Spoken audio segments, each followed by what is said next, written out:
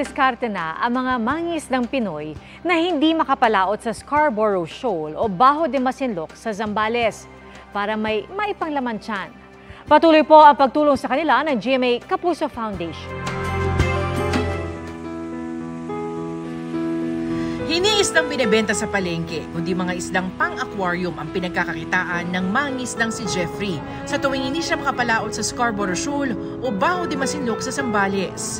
Kumikita siya dito ng 5,000 piso kada linggo. Malayong-malayo sa kita niya noon na 15,000 piso kada linggo sa pangingisda sa Bahura. Swerte na nga raw siya kung tutuusin dahil ang ilang kapwa niya mangingisda nagta-tricycle na lang muna at kumikita ng 300 piso kada araw.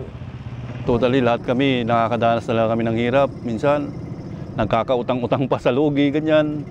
Pero sa amin hindi pa rin kami humihinto, nakikipagsapalaran pa rin kami. 2014 daw na makaranas ng pangaras mula sa mga Chinese Coast Guard sila Jeffrey. Dito na rin nagsimulang alatin ang kanilang kita. Maraming karanasan din na nangyari sa amin noon, pero kaming mga Pilipino parang sanay na rin sa mga ganyan na ano.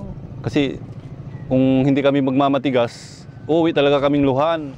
Ngayon, sa gilid ng Scarborough Shoal na lang muna sila nakakapangisda. Bilang tulong sa mga mangingisdang nagsusumikap sa kabila ng kalbaryong hinaharap, binigyan sila ng GMA Kapuso Foundation ng food packs.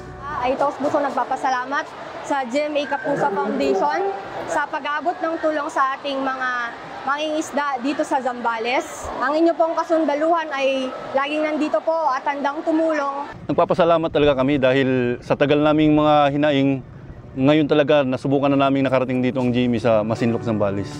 Sa mga nais mag-donate, maaaring magdeposito sa aming bank accounts o magpadala sa Cebuana Louvellier. Pwede rin online via GCash, Shopee at Lazada.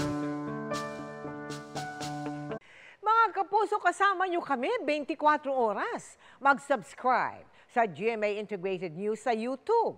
Sa mga kapuso abroad, bisitahin ang GMA Pinoy TV at www.gmanews.tv.